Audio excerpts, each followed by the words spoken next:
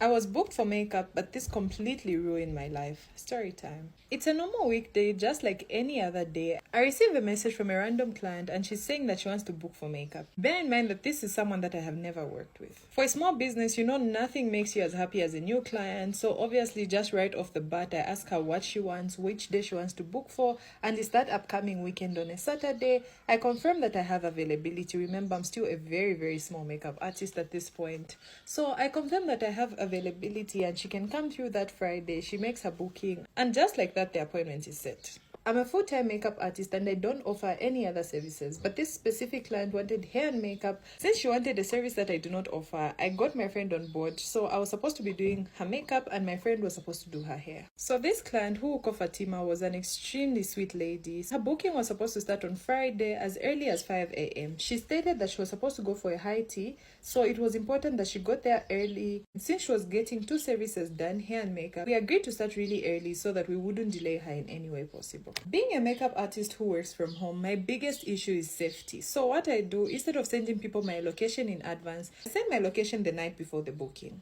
So in this particular case, Fatima's booking was on Saturday at 5 a.m. I sent her my location on Friday after 8 p.m. The booking was set and everything seemed to be going quite fine. Saturday comes, the hairstylist is already at my place. Since she's my friend, she already has my location. The only person we're waiting for is Fatima, and right on time she shows up for her appointment as well. We say hi to Fatima and start working. The first thing is the hair, so that afterwards we could do the makeup. Since hair can be quite messy and it's possible that it can mess up your makeup, that was the work plan that we came up with, and it seemed to work quite well. Immediately my friend was done with Fatima's hair, she had to leave because she had an appointment. If you're a makeup artist, you know that Saturdays are probably your busiest days. Now the only people in the house were me, my sleeping husband, and Fatima the client. Fatima and I got along quite well. We had a lot of stories to share. We seemed like our pasts were somehow intertwined. It seemed as if we had known each other for a while, but we had just met a few hours ago. Just before I could start with Fatima's foundation, I realized that my beauty blender is not damp. So I excuse myself and tell Fatima I'll be back, I need to go wet it. I leave the room and after a few minutes I come back. Nothing is weird, nothing is suspicious. In case you're wondering how I was so comfortable to leave Fatima alone in the room and go and wet my beauty blender in another room, a beauty room where I do all my appointments has a CCTV camera just in case a client tried to be sneaky. I could be able to go back on the footage.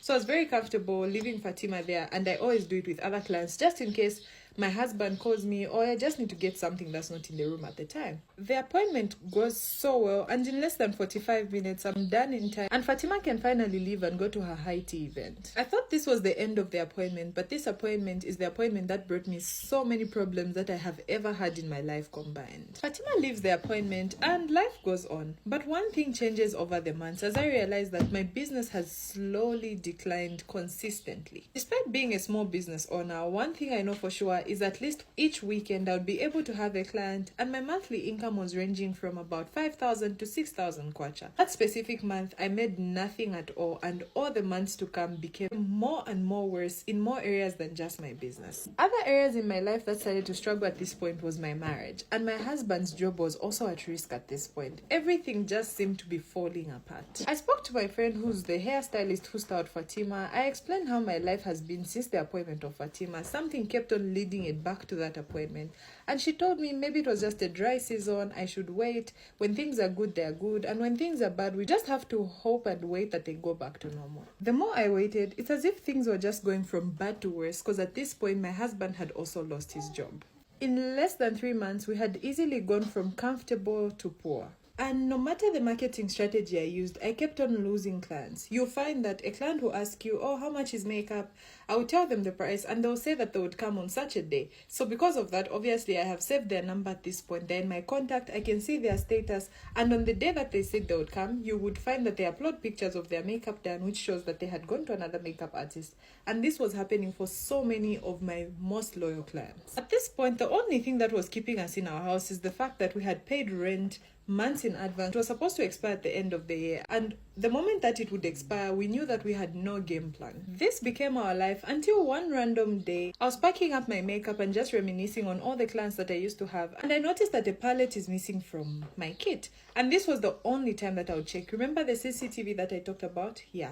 The only time I would check is if I notice something is missing from my kit, just to be sure that no one took it. So I checked the CCTV and I realized that the day that I had left the room when Fatima was in my chair, Fatima got up and put something in the corner of the house. When I noticed that Fatima stood up at some point and put something in the corner, this corner specifically was a corner that I wouldn't move as much because this is where my washing machine was. My washing machine had an outlet to the outside of the house. It had a lot of cables and pipes attached to it, so it was not the easiest to move around every time that I cleaned. So this was not an area that I would regularly check. The minute I see this, obviously I'm freaking out and I show it to my husband, and my husband says this is probably connected to all our misfortunes in the last few months.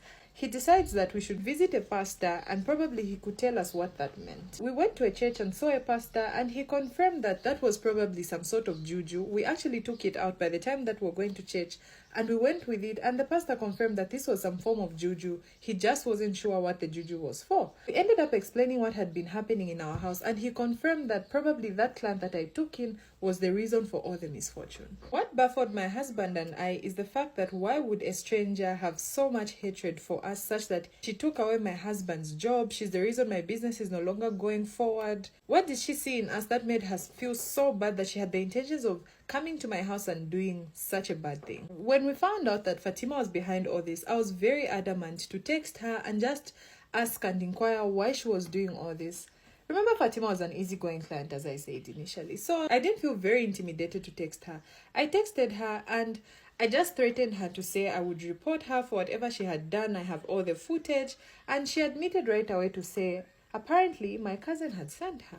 She went ahead to tell me that even if I sue her, she doesn't have a hand in this. She was just sent by someone to perform whatever she had performed.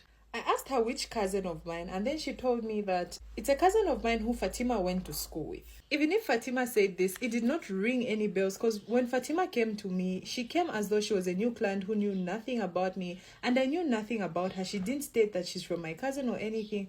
So I asked which cousin and she sent me a picture of which cousin it was. After she showed me this picture, let me just tell you a little backstory on this cousin of mine. My cousin, who we'll call Jane, and I lived in the same house. We grew up together. Jane was raised by my parents. We were the only two girls in the house. Unfortunately or unfortunately, we were the same age. Sometimes being the same age with another female in the same house could sometimes be a ground for competition. So as Jane and I were growing, what started happening is that I was performing better. Not to applaud my parents or anything, but Jane and I were raised as though we were siblings. For a long time, I actually believed Jane was my literal sister. For me, Jane was like my best friend. We were always together. I made sure that she was always with me just so that she wouldn't feel the void of her parents after I found out that she had lost her parents when she was younger. But unfortunately, this became a breeding ground for competition. Jane's performance in school was a bit lower than mine. So for Jane, this became very frustrating. Every time my parents would rebuke her, I could tell that she would visibly get upset with me. As we grew older, Jane's performance in school improved and actually she even became so much better than I was. And we became close again until I got married and Jane was still very single. On my wedding, Jane made every excuse under the sun just so that she couldn't attend it. And a few months into the marriage, my husband bought me a vehicle and you could tell from Jane's expression that she was visibly upset. For me at this point, I was thinking we had left all the childishness in our past, but it was slowly following us into the future. And just like you expected, after I got married, our relationship ended up dying out completely. We got to a point where we were no longer even talking. We never used to check up on each other. Because if it wasn't me checking up, Jane would be quiet. So at some point, I also gave up and just lived life as it was. Because I could see that this person was not the most happy for me. Anyway, we have that backstory. So this is the same person that had apparently sent Fatima. I was so hurt by Jane's behavior that I couldn't even confront her, so I explained it to my mom and she went to Jane and talked to her, and Jane had no shame of even declining any of the things. She said she's sorry and apparently she's been very unhappy for how my life has turned out when hers is the complete opposite, so she felt that was the only way to get rid of me. Not that she was planning to kill me or anything. Jane's idea was apparently to make sure that I go broke so that both Jane and I could be at the same level of life apparently. This honestly shocked me so much, and it's always from the people that you least expect. After Jane's confession, everyone in the family just literally deserted her, and she's been deserted ever since. Slowly, I'm starting to build my life again. My clientele is slowly growing back to how it used to be. I can actually say that it's getting better. My husband ended up finding a better paying job, but it took us a long time to build this life all over again. No advice needed, but I have definitely learned my lesson. And the only thing that I can say to everyone who's struggling, when seasons are right for other people, learn to clap for them until it's your turn, because it's definitely coming. Another person's success does not take away from your own. Anyway, love you. Bye.